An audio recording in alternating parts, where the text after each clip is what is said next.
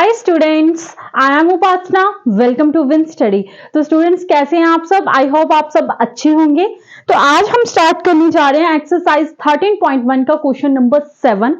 तो देखिए हमें क्वेश्चन नंबर 7 में क्या बोल रहा है। A tent is in the shape of a cylindrical surmounted by a conical top if the height and diameter of the cylindrical part are 2.1 meter and 4 meter respectively, and the slant height of the topic is 2.8 meter. Find area of the canvas used for making the tent. Also find the cost of the canvas of the tent at the rate of rupees 500 per meter square. तो देखो student, सबसे पहले क्या करना होता है, हमें question को अच्छे से रीड कर लेना है कि हमें क्वेश्चन में क्या बोल रहा है। तो बोलता है एक टेंट है जो कि cylindrical sir mounted via conical top. देखो सर माउंटेड, बात क्या हो रही है, एक टेंट की बात हो रही है। और जो वो टेंट है वो किस शेप का है कि एक सिलेंडर के ऊपर कोनिकल है। जैसे मान लो कि एक सिलेंडर है और उसके ऊपर कोनिकल है, सर माउंटेड मतलब उसके ऊपर, समझ गए, इस तरीके से है। आगे देखिए क्या बोल रहा है, बोलता है if the height and diameter of the cylindrical part are 2.1 metre. बोलता है जो इसकी हाइट है वो कितनी दी गई है सिलिंड्रिकल की, 2.1 मीटर एंड 4 मीटर दिया गया डायामीटर किसका, सिलिंड्रिकल का। अब देखो जैसे ये एक सिलेंडर है उसके ऊपर कोन है, तो उसके ऊपर कोन है तो डायामीटर तो सेम ही होगा, क्योंकि उस तरीके से एडजस्ट उन्होंने सेम भी बोला है। अब कोनिकल टॉप की कोई ना कोई स्लैंट हाइट भी होती है, तो स्लैंट हाइट कितनी है, 28 नहीं 2.8 आई थिंक, यस ठीक है जी। बोलता find area of canvas used for making the tent. आपको निकालना है कि कितना कैनवस लगा होगा इस टेंट को, यानी कि कितना क्लॉथ लगा होगा। Also find the cost of the canvas of the tent at the rate of rupees 500 पर मीटर स्क्वायर।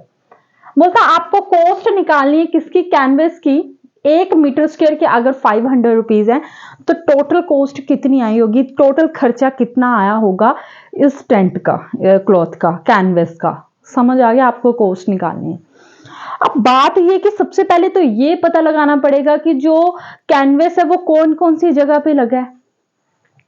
अब इस फिगर को ध्यान से देखो, अगर मैं बात करती हूं तो ये होता है कोन, आप यही पढ़ते आए हैं, और ये होता है सिलेंडर, यही करते आए हैं आप लोग।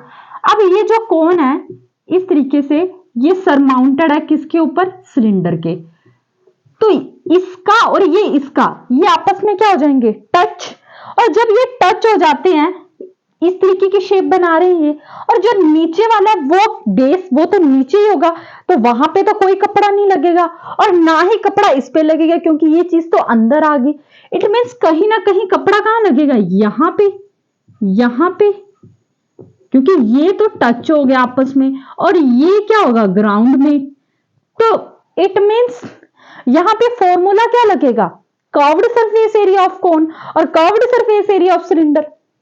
समझ आ रहा ना मैं क्या बताने की कोशिश कर रही हूं। देखो स्टूडेंट, सबसे पहले हमें ये तो पता होना चाहिए कि जो कपड़ा है वो कहां कहां लग रहा है, उसके अकॉर्डिंग ही हम कॉस्ट निकाल पाएंगे ना। तो पहले कपड़ा तो पता लगे कहां कहां लग रहा है, एरिया तो पता चले हमें कि कहां कहां लग रहा है। तो करते हैं, देखो जो डायामीटर है वो कितना दिया गया, 4 मीटर दिया गया, और जो रेडियस है वो कितना दिया गया, डायामीटर अपॉन 2 दिया गया है, यानी कि 4 अपॉन 2, 2 1 जा 2, 2 2 जा 4, तो रेडियस कितना आ गया, 2 आ गया। ठीक है, अब आपको एरिया निकालना है कैनवस का कि कपड़ा कहां कहां लगा है।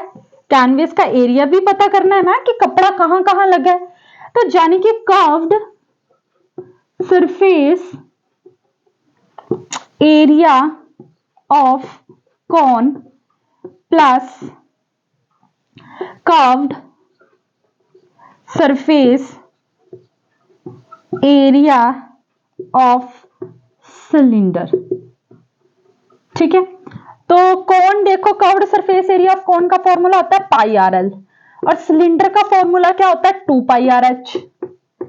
ठीक है, कर्व्ड सरफेस एरिया ऑफ कोन का फॉर्मूला होता है पाई आर एल, और curved surface area of cylinder का फॉर्मूला होता है 2 पाई आर एच।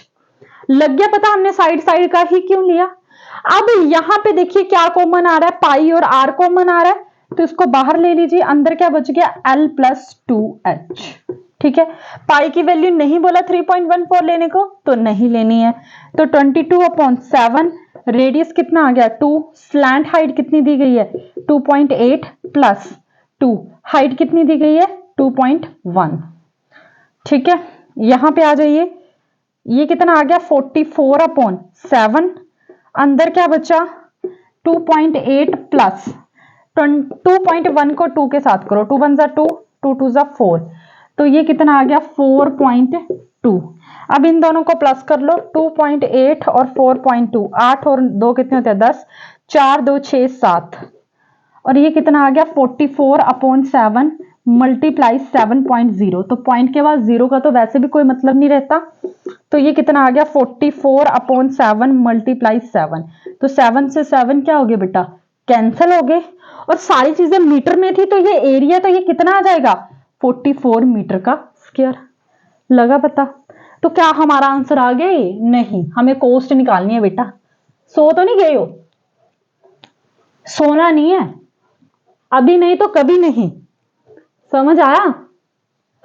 और क्या तो, और जिनके लिए आप वक्त निकाल रहे हैं ना, मेरे से एक जिसको बोलते ना गारंटी ले लो इस चीज की कि आने वाले टाइम में अगर मान लो कि आप सक्सेस नहीं हुए तो आप ही के वो दोस्त जिनके लिए आप वक्त निकाल रहे हैं, आपको इंट्रोड्यूस करवाने में शर्मिंदगी महसूस होगी उनको कि ये हमारा दोस्त है, ये फैक्ट है। ठीक है, तो आप सारे काम छोड़ के कॉन्सेंट्रेट करो स्टडी पे, क्योंकि स्टडी से प्यारा कुछ भी नहीं है। और जो चीजें हमें अभी अच्छी नहीं ना लग रही, जरूरी नहीं होता कि हमें वही चीजें करनी है जो हमारे लिए अच्छी, जो हमें करने में बड़ा मजा आ रहा है। ठीक है, ऐसे तो आपको मतलब फोन चलाने में भी बड़ा मजा आता है, लेकिन इसका कोई फ्यूचर तो नहीं है ना। तो आखिरकार जो चीजें कड़वी होती हैं वही आपकी बॉडी के लिए अच्छी हैं। तो उसी तरह आपको भले ही आज बड़ा कष्ट हो रहा है स्टडी करते टाइम, लेकिन उस चीज का जो रिजल्ट मिलेगा ना आपको वो बेहतरीन खूबसूरत होगा स्टूडेंट्स, ट्रस्ट मी। ठीक है, मैं ये नहीं कह रही आप मस्ती ना कीजिए, फ्रेंड्स को वक्त ना दीजिए, सब कुछ कीजिए, लेकिन एक मेरी बात याद रखना, किसी भी चीज की हद है ना, जैसे अगर आपको लगानी है तो वो सिर्फ स्टडी पे लगाओ, कोई भी किसी का नहीं होता सिवाय पेरेंट्स के। तो आपको, और दूसरा आपका मोटिव है अपने पेरेंट्स को, आपके पेरेंट्स आप पे कितनी होप्स लगाकर आपको स्कूल में भेज रहे हैं, तो आप क्या कर रहे हो? कुछ लोग तो मैंने देखा होगा बंक मार के चले जाते हैं, ये करते हैं वो करते हैं, करो मस्ती सब कुछ करो, लेकिन स्टडी आपके पीछे नहीं हटनी चाहिए बेटा। तो अब देखो आपको क्या निकालनी है बेटा, कॉस्ट निकालनी है। तो cost of canvas, cost of canvas area को मल्टीप्लाई करना है किसके साथ? रेट के साथ।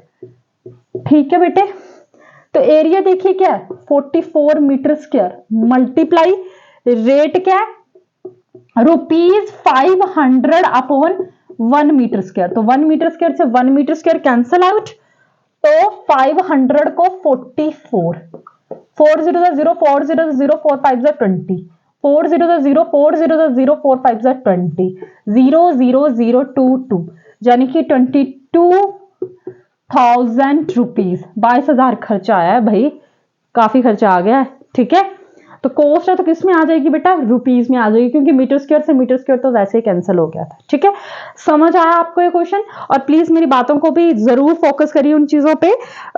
मैं ये नहीं कह रही आप स्ट्रेस लीजिए, ये कीजिए, 5 से 6 7 घंटे लगा निकाल लीजिए स्टडी के लिए, उसके बाद आपको जिसको वक्त देना है, जो मस्ती करनी है, जो करना है करिए, क्योंकि तो एक्साइटमेंट है 11th में जाना है, नए नए आपको वो दिखेंगे, अभी तारे दिखेंगे, दिन में तारे दिखेंगे। तो फिर भी मैं एक चीज बोल रही हूँ, जिंदगी में सब कुछ करना, लेकिन स्टडी से ज्यादा किसी भी चीज को इंपॉर्टेंस मत देना, क्योंकि आपके पेरेंट्स तभी खुश होंगे अगर आप जिंदगी में कुछ बन पाएंगे।